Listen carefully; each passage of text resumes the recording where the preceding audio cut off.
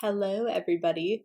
So, you get to see our beautiful faces if you head on over to our brand new YouTube channel finally, which you should definitely do. But for those of you that are not familiar with our format, I'm Chloe. This is my co host, Katie, Hello. and we are Maniacally Midwest. So, each week, one of us shares a true crime story with the other one. And the fun part about this is the other person has no idea what the crime is, what it's about. All we know is that it's going to be based in the Midwest, obviously. This week, hmm Katie's going to be presenting, and I'm pretty excited. I heard that it's in the UP in Michigan. Yeah, so full disclosure, we do know a little bit about something. Like, usually we're pretty good about giving each other like teasers, like, I'm going to be in the UP this week, or like she'll say what city. But outside of that, we don't really have any idea of what's going on. So, So, another fun fact on top of that, I'm from Michigan originally, and I have not ventured that far north. I've never been to the UP. So, I'm very interested to hear what they have going on up there. well, I don't blame you because I think, as all Wisconsinites would agree, the UP should be part of Wisconsin and Michigan shouldn't be allowed to have it. I Um, think that's fair. I do think it is very strange. For those of you that are not familiar, the Upper Peninsula of Michigan is technically attached to Wisconsin. It's kind of floating above Michigan. Fine, great, but I don't understand why that gets to go to Michigan it instead of makes Wisconsin. Also, it makes no sense. If Michigan wants to always claim that they're the mitten and Wisconsin isn't, you have this thing on the top of it. So give up the UP, give it to us, and then you can say you're the mitten all you want. There we go. We just solved it. We just bartered Perfect. this deal. You're welcome. Sign our Um, petition. I have been to the UP. Actually, my grandpa is from the Ironwood area and his family and stuff. So I've been there. I cannot say, I mean, if you enjoy the outdoors, you like skiing, you like a lot of snow and stuff, the UP is awesome. You get some summer, mostly winter, but a little bit of summer here and there. Um, but yeah, that is where we are going to be this week. Now, as Chloe mentioned, this is going to be the first time that we are uploading some of our podcast stuff over to YouTube. There's kind of two reasons that we wanted to do that.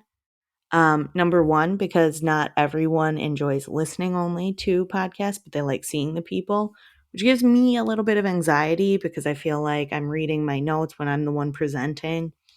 I'm also very facially expressive. So if I don't like something, I make faces to that. So, yeah, I'm not really looking forward to watching a playback. It took me a couple of months to be okay with hearing my voice, if I'm being honest. So now I have to add in my face and all the faces I'll make, or if I'm reading the notes that I have written for each case, I'm concerned about the faces I'm going to make. But we also wanted to give people a platform where they could discuss stuff that we talk about or the case a little bit easier than just Instagram, where there's like more opportunities because not everyone has Instagram, as my husband pointed out. So YouTube is kind of a good option where people can discuss things more freely. So that's why we are deciding to do that, even though I think we both have a little bit of reservations about This whatever is our face. trigger warning for our faces. Sorry, guys. We have now alerted you. Yeah, I mean, I apologize in advance. That's my biggest concern is the faces I make. So yeah, trigger warning. All The right. good news is, if you're watching, you can see all of my cool coffee mugs, which includes this real sick Ed Hardy mug here. So, if Wow. nothing else, go check out the YouTube channel for that. I don't have cool coffee mugs, but you will see my coffee mugs all the time because I am heavily addicted to caffeine. So, On that note, let's go up to the UP. all right. Yep. We are in the Upper Peninsula, and this is the first time that we have done a UP case. We've done Michigan, but we haven't done anything in the Upper Peninsula. Correct. Where we are going specifically is Manistique. This city is unique because it is the only city and county seat of Schoolcraft, Michigan, or Schoolcraft County, Michigan, because Schoolcraft, Michigan is actually south of Yeah, that's right. Kalamazoo. So, my bad. The county of Schoolcraft. Okay. As of the 2020 census, they have a population of 2,800, so they are small. Um, I looked really hard for notable figures out of this area, which I did come across a page that has every single county of Michigan and notable people from there. I did not know David Spade is from the state of Michigan. Did you? I did, because where did David Spade grow up? I In don't. Birmingham, right I, next to my treasured Bloomfield Hills, where Robin Williams grew up. Also, what? Mitt Romney. Oh yeah, Bloomfield Hills and Birmingham, we're cranking out the talent. I mean, obviously I'm on Wow. that list as well. It goes like David Spade and then I'm the next most notable person. Right. But Well, I did not know that. I was shocked when I saw that. I knew the Vernon Troyer. I knew he was from Michigan. The mini me mini from me, Austin yeah. Powers. And I knew Kid Rock was from Michigan. And obviously I knew Eminem was from Michigan. But I did Madonna. not. What? Yeah, Madonna's from Detroit. Okay, I didn't know that either. Anyways, sorry. We moving Michigan's on. the best. Okay, go ahead. Okay, Chris Farley's from Wisconsin, so you're gonna have to calm down. Anyways, And Liberace. I found Betty Emery, and she played for the All American Girls Professional Baseball League. She was a shortstop and a pitcher, and she is included in the Women in Baseball display at the Baseball Hall of Fame and Museum. So I'm picturing like League of Their Own, Gina Davis vibes. Yes, 100% love it.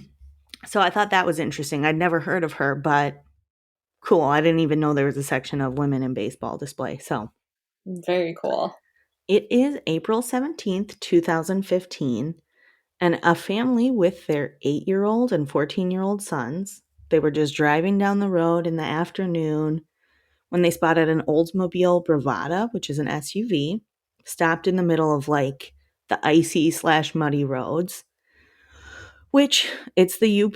I know April 17th, like here, it's like pretty springish. Maybe we get a snow storm ish, a little dusting, Blurry. but Yeah. it's not really like icy roads. But up in the UP, their winters happen earlier and go later. So mid April, it is still kind of thawing out.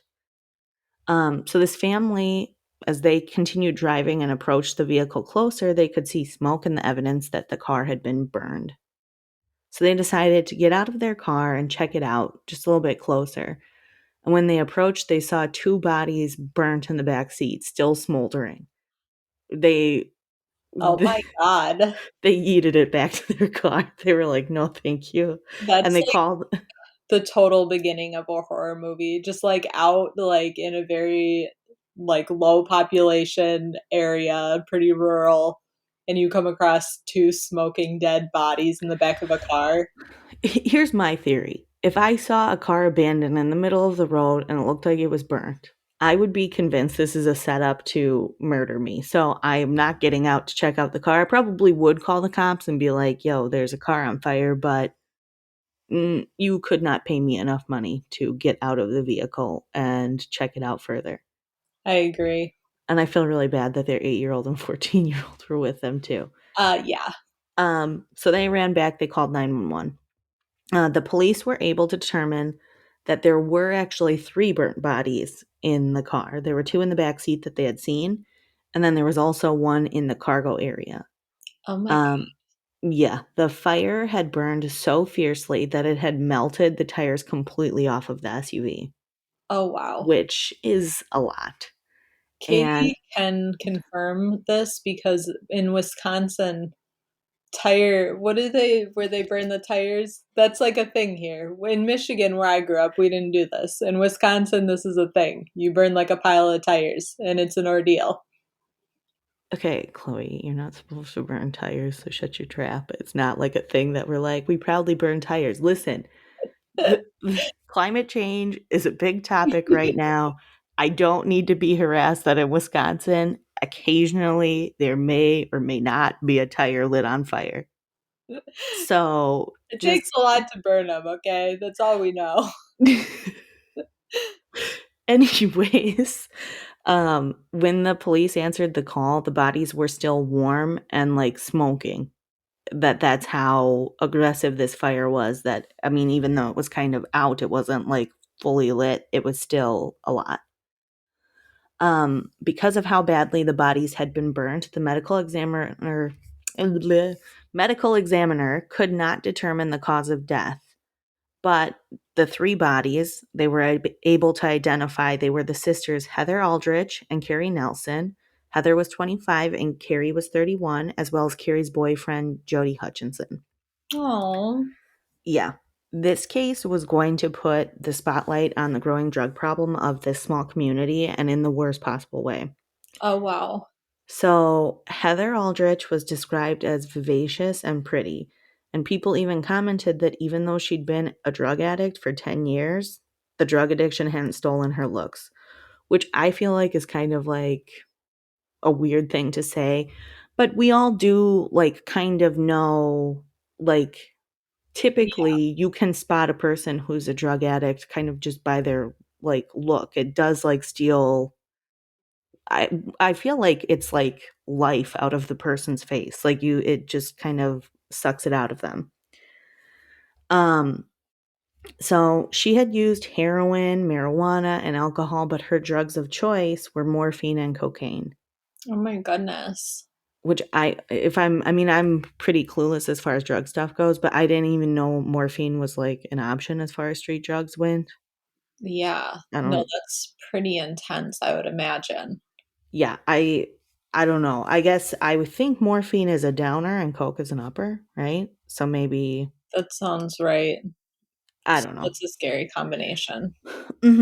So Heather is unfortunately like an all too common scenario of a girl who ended up getting hooked on drugs when she experimented in high school with her boyfriend.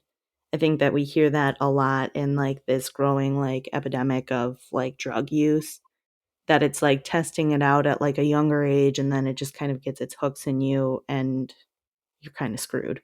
Yeah. She ended up dropping out of high school and she had 5 children, Oh my gosh. which she's 25 years old. Just think about that means in a time span of 10 years, she had 5 kids. While Um, also nursing a drug addiction. That's a lot. mhm. And I mean the next part really in not a judgmental, rude way, but she did have the foresight to have her kids adopted out to different families, which Okay. I mean, to me, that like kind of shows that while you were kind of in the grips of drug addiction, that you knew that this wasn't the life that your kids should have, because that's not always the case with drug addicts. No, honestly, that makes me feel better. I think that that was the very responsible thing to do in that situation because I think that, I mean, it's always just horrible to see kids be put into those situations. So I am Hmm. glad about that. A lot of people felt that maybe she was like on and off on the right path to like just get out of the clutches of her addiction. Mhm. She had gotten her GED and she had aspirations to move downstate and she did want to be able to see her children again. Oh, But it wasn't easy and it seemed like the drugs always brought her back. yeah. So in enters Gary Cordell, a 46-year-old ex-con, an addict himself, and a dealer who introduced Heather to Kenneth Brunke, who was another 46-year-old, and he ran a narcotics ring in the area supplying morphine and cocaine. Um, Okay. he was described as a quiet person, but he made it known that he would not be crossed and he kept an arsenal of guns. So, Yikes. Well, and obviously, especially, I mean, this sketches me out like a backwoods drug dealer with an arsenal of guns. That's not a good combination. I mean, I will say, when you hear reports of people having an arsenal of guns, I feel like, I don't know. Sometimes I feel like they use the words arsenal pretty, Loosely. yeah. Yeah. I mean, it is terrifying that there's a person who's running a drug ring and he is That's what I'm saying. If weaponized. you're going out hunting or you like to shoot guns and you're into it, fine. Whatever. I Mm-hmm. don't care. It's the fact that this dude is a sketchball drug dealer. I don't know what he's gonna do. Mm-hmm. So this whole situation was just going to be catastrophic from the start. Yeah. But apparently, this introduction was anything but spontaneous because Kenneth had heard about Heather, this beautiful, bubbly girl who was interested in drugs, and he put the word out there that he wanted to meet her. Which I'm like, you're 46, she's That's 25. creepy. Get out of here, you old perv. Like, So come weird. on. Yeah. So Gary, who introduced them, he was Kenneth's drug runner. He was the person that dealt most of his drugs. Okay. Initially, things went pretty well. Kenneth got to keep Heather close with the promise of large quantities of the drugs she sought. But his plan to get his hooks into her as a love interest didn't work out that way. She'd come and go as she pleased, disappearing for days on end and coming back to get more drugs. Well, I mean, once again, not to be judgmental, but what did he think like was gonna happen? What did he think that the case was gonna be? Clearly she's not like a super stable person and neither is he, but I mean, I think that he got what he was looking for. Typically, when someone tries to pump a person full of drugs, what they get is a person who shows up for the drugs. exactly. So, whatever. Gary was a person who was at Kenneth's house almost daily, and he was kind of pissy that Kenneth was being used for his free drugs by Heather. I think that it's because he's pissed that he didn't get the same deal. But at one point, Gary showed Kenneth a Facebook post that she was involved with another guy. Like, I'm assuming it was like status changed in a relationship or something. You know Oh, what I mean? Like, yeah. Kenneth was big mad. And he was jealous that he couldn't keep her to himself despite his offerings. Heather had told a friend that in this April she came to his house, and as she walked in, he had a gun pointed to his own head. And he turned it on her as she walked in, and she ended up leaving. But she did come back. She always came back. Addiction is a really shitty illness, and as much as everyone could see the danger involved, I even think that she knew the danger involved.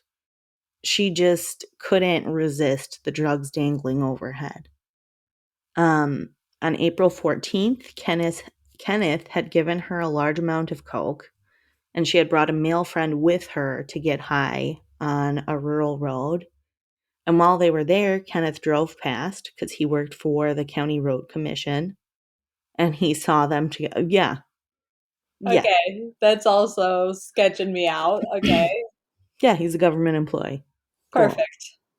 And he looked super pissed, according to the friend that she was with in the car. Is Um, that the legal account? Is that what they said? He yeah, looked super pissed. he looked very pissy. Actually, I think he said that he glared at them. So the next day, Heather went to Kenneth's house, and he was at work when she went there for the road commission. Obviously.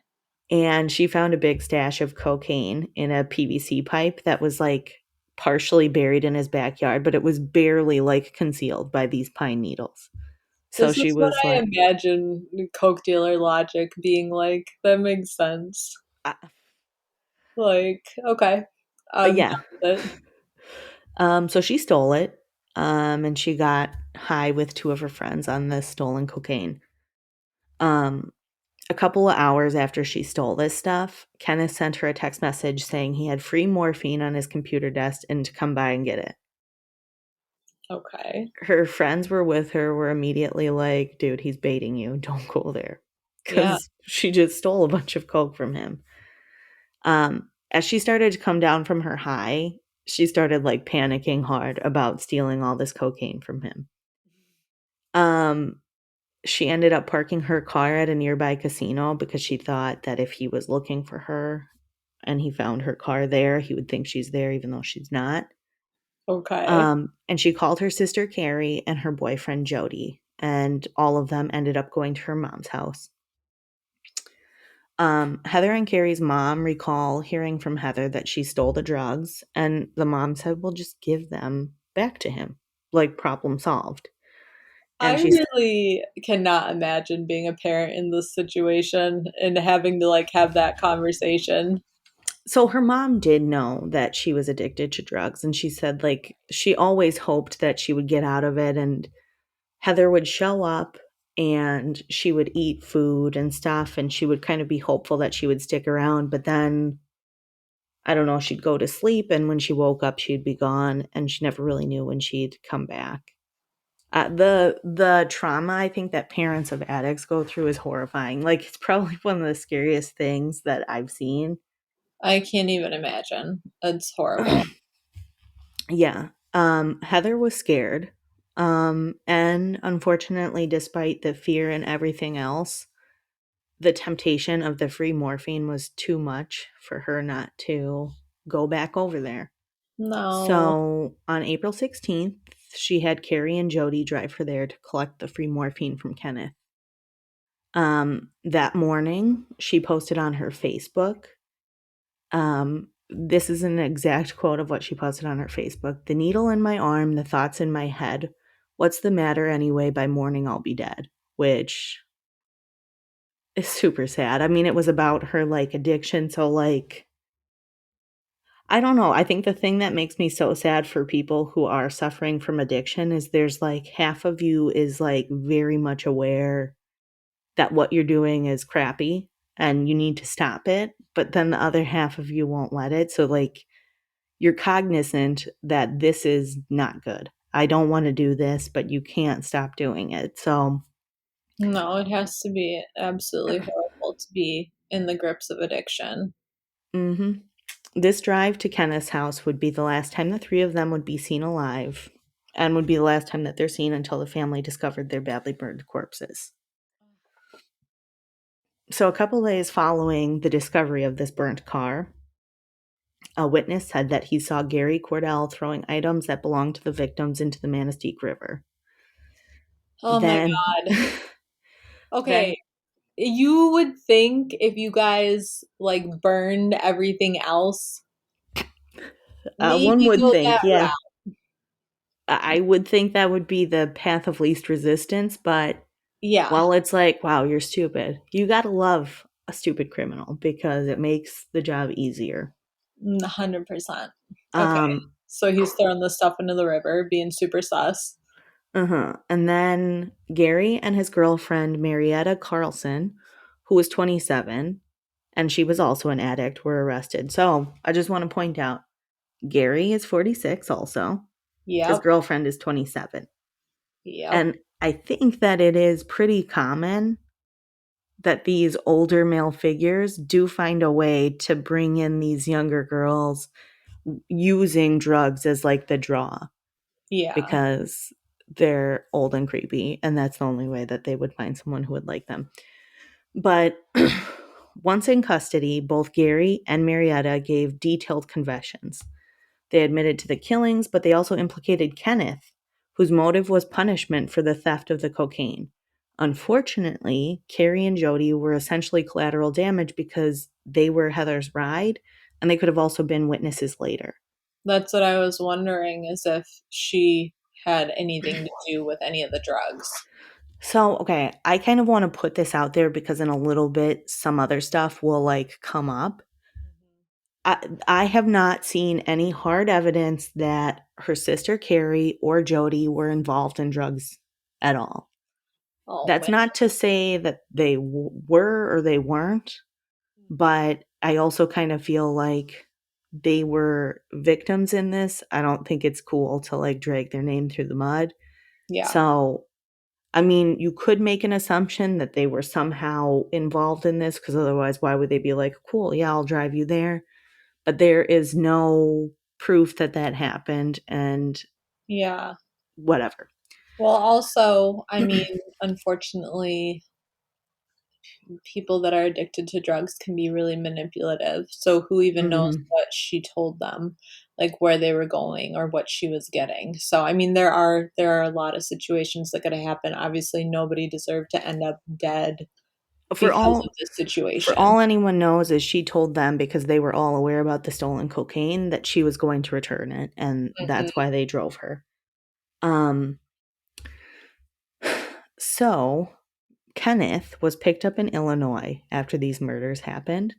He had fled there, and he replaced the 4 tires on his car because he was worried the police would be able to match the tire tracks near the burnt out SUV. That's pretty smart for the F ups that they've been making so far.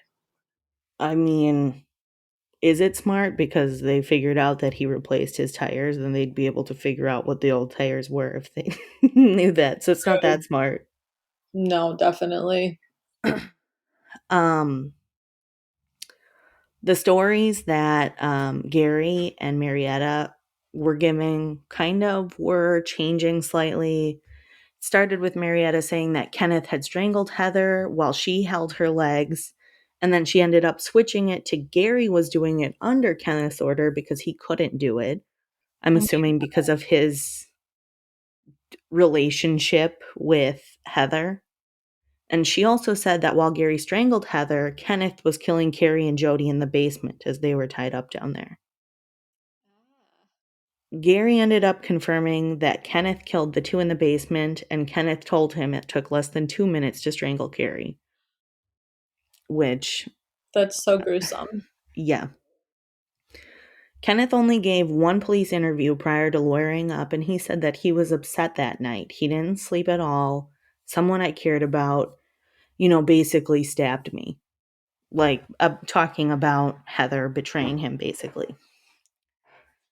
So, all 3 of them were charged with first-degree murder, conspiracy to murder, and kidnapping, since they were being held against their will in the house. Yeah. Kenneth claimed that all 3 people left his house. They were vertical. They were fine. He denied any harm came to any of those 3 in his home.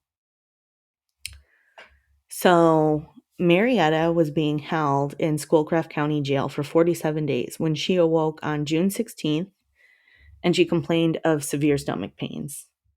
She was taken to Schoolcraft Memorial Hospital. There, the doctors thought that possibly she had a gallbladder problem, but she was deteriorating quickly, and they were preparing to send her by helicopter to Marquette because they Mhm. have a bigger hospital there. Yeah. And that didn't end up happening, and she passed away before they could transport her. Oh my gosh. An autopsy found that she had an inflamed heart, possibly due to years of drug use. Yeah. So now the prosecutors were kind of like, oh, shit, this is not great, because she was an integral part of their case. Well, yeah, what are the chances of that? I mean, after like years of drug use, after what, less than 2 months in their custody, and this is when it happens? That's insane. I mean, and possibly the fact that maybe she wasn't getting the drugs she needed. Like, I know Right. withdrawal actually can It probably causes kill people. stress. Yeah. But the prosecution did note that they still had enough evidence to proceed to trial. While the trial was upcoming, both Kenneth and Gary were exploring the option of the insanity plea. Gary was being held in Schoolcraft County Jail. Kenneth was in Chippewa County Jail, not ship anything. Now you're gonna say Ship Shawana. No, I wouldn't even try that. I would have gotten too stressed. That's funny. So both of their attorneys filed the motions, and both Gary and Kenneth were ordered to undergo the psych evals at the State Forensic Center. Okay. Gary and Kenneth ended up there on the same day, September 11th. Records don't show whether or not their paths crossed while they were there, but what happens next leads me to believe that somehow messages were passed between the 2, whether or not they saw Oh, each other there.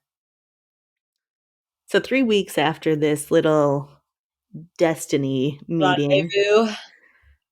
Gary switched his story. He said that Kenneth wasn't even at the house, and that him and Marietta were the ones that committed the murders. He claims the 2 women entered the house looking for morphine. He tied them up in the basement and then invited Jody in, and he tied him up as well. He claims that Jody died first. He put a bag over his head, then he strangled Carrie, and then Marietta choked Heather to death. What? So Mm-hmm. Following that, Kenneth arrived home and he was so upset and shocked to find out what the two had done. He claims that Gary, was the one that was super pissed about the drug theft. And he also thinks that they were working with undercover DEA, which law enforcement is like, yeah, no, they were not. So he loaded up the bodies in the back of Jody's SUV that they came in. Kenneth drove Jody's SUV while Gary and Marietta followed in Kenneth's car, and then they doused it in gas and threw a flare in the car, which caused an explosion. Okay. So in October, the prosecutor called the victims' families to say that he didn't think that he could make the murder charge stick to Kenneth without Marietta's testimony and then Gary's new story. Are So, they, side note, I don't know because I haven't ever like run into this, but so are they not allowed to use any of her prior accounts of things because she's now deceased, or how does that work? I mean, I think that they could have, but the fact that she wasn't there to argue now that Gary pivoted Yeah. on this, like, it was just basically like potentially hearsay that they're going to argue. And he'd say, no, she was saying that because she didn't want to get in as much trouble. And if it's Kenneth's fault that we did it, like, No, so that he makes sense. basically gets to sentence her without her being able to say anything, which I think is really uncool. I mean, she did do crappy things based on this. Either way you slice it, she was a part of it. But still, he's changing it around. No, absolutely. So they decided that they were going to pivot and have Kenneth plead to obstruction of justice and lying to police in Okay. exchange for testimony against Gary. So people, Which I'm yeah, assuming, I mean, that's a much lesser charge than first degree murder, kidnapping. basically he'd be looking at like around 5 years of a jail sentence. Yeah. um People were super pissed, not just the families, but like the community was like, what the f. Yeah. I guess the prosecutor was like young and newish, but also in Schoolcraft County they didn't have this kind of Major situation. This case. was murder, yeah. And I guess he didn't ask for help from the state like attorney, which he could have. They said that anytime that like a county feels like they can't handle a situation, if it's like outside of their like scope of specialty or whatever, that they can reach out, but they didn't do that. So they kind of feel like pride was possibly what stopped them from following through on this. And some people also feel like fear because it's such a small area, possibly the fear of retaliation for going through on this from other people associated with him, maybe. Right. People also believed that Kenneth offered Gary a payout. So Gary had an older mom, and they think that he also promised to take care of his mom if he did this life sentence for him. Oh. And it does seem that there is some evidence of cash being exchanged. On October 19th, before Kenneth testified, the prosecutor whipped out a curveball and asked Kenneth if he owed Gary $6,500. And he was really thrown off by it. Like, he didn't anticipate that question being asked. And he said, yeah, I do. But when they kind of poked and prodded for like, why? What do you owe him money for? He didn't really have an answer. And most of the people thought this was super odd, as Gary was a drug addict. He didn't have like a permanent address, and Kenneth owned his house and he had all this money. Why would he owe him money? And typically it was the other way around, that Gary owed Kenneth money. Yeah. 3 weeks later, while Gary was testifying, Gary said he was no longer owed the money, that he paid it back. And when the prosecutor asked him, well, what did he owe you money for? His response was, I don't think that's any of your business. And then he smiled and said, one man shall die so that the other may live. Which They're such idiots. I I thought you feel were like, gonna say Well, they found the $6,500 behind the courthouse in a PVC pipe. It was loosely covered with some pine needles. But isn't he, like, basically admitting that, like, one man Literally. shall die so the other may live? That basically he's going down so that Kenneth can live his life freely?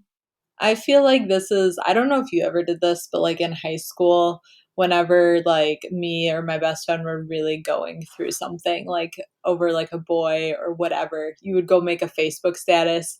It would be like, Yeah. oh, only like the strong will survive, or like whatever fucking dramatic shit you're Mhm. going through. I feel like this was his version of that. Like, we get it, okay? Yeah. Basically. So in 2016, Kenneth was sentenced to 32 to 40 months for lying to an officer and 40 to 60 months for obstruction of justice. Gary pled guilty to all 3 counts of first-degree murder and is currently serving 3 life sentences without the possibility of parole. And while I was trying to check out other stuff, I got some really great information. Oh boy. In May 2017, Kenneth pled guilty to a shit ton of drug charges and was sentenced to 18 to 30 years plus $1 million in fines. Cool. Well, that Where, really worked out well. I mean, it does suck because he was never convicted of these murders that he definitely played a hand in, For but at sure. least he is going to have to pay money into the state, and also he's going to be in jail for quite some time. He's gonna be old AF when he gets out. Well, okay, so he was 46 when the murders happened in 2015, so he would have been 48 when he was convicted of this. So he'll be like, if he's in there for 30 years, he'll be 78. 8, yeah. Plus, do they tack on the other years, the like 5 or 6 years, whatever he got for the I don't obstruction? know. It didn't say that, so I'm not really sure. Oh, Rocky. It didn't say that, so, but I either mean, way, I'm glad. regardless, 78 is very old, and then to still owe $1 million on top of that, Yeah. effed. So that is a UP case, and That that's was all a I've got. wild time. Yeah. Um, so another thing that Chloe and I wanted to start out is to bring up a controversial topic and see what all of our lovely listeners think. And I think our first one that I discussed with her earlier today. I'm not sure how familiar you guys are with Michelle Carter and Conrad Roy. Conrad Roy was 18 years old, and I want to say this happened in 2019, but maybe I'm wrong on the years. He was 18 and he ended up killing himself in his pickup truck while he like ran a generator. Bless you. Bless me. Sorry. He ran a generator and he died of carbon monoxide poisoning. During this whole thing, Michelle Carter, his girlfriend, they were exchanging text messages that she was encouraging to kill himself. And then she ended up telling him over the phone to get back in the car when he called her scared because like the effects of the poisoning were happening. So my question for you guys is, do you think, because she ended up being convicted of involuntary manslaughter, do you think that she should be held responsible for that or not? Because I'm kind of split. What about you, Chloe? I'm split too. How old was she at the time of this? She was 17. Okay. She also, I should mention, because I watched this documentary on HBO called, okay, it's dramatic. It's called I Love You Now Die. That's A that's the name of little bit dramatic. the documentary, but I know that Hulu recently released, I think it's the girl from Plainville. Oh, from Plainville or whatever. Yeah. Yeah. I haven't watched that one yet, but I watched the HBO Max one. So she also was on Prozac for a while, so she kind of had her own mental issues. He, on the other hand, was also, I think, on antidepressants, and he had done some time in a mental facility that he had also struggled from these.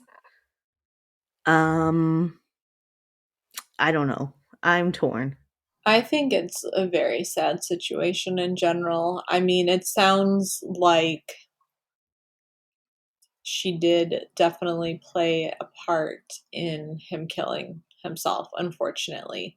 Because who knows if he would have gone in there and tried to kill himself and he was having those doubts, if he wouldn't have spoken with her and had her say, hey, no, go back.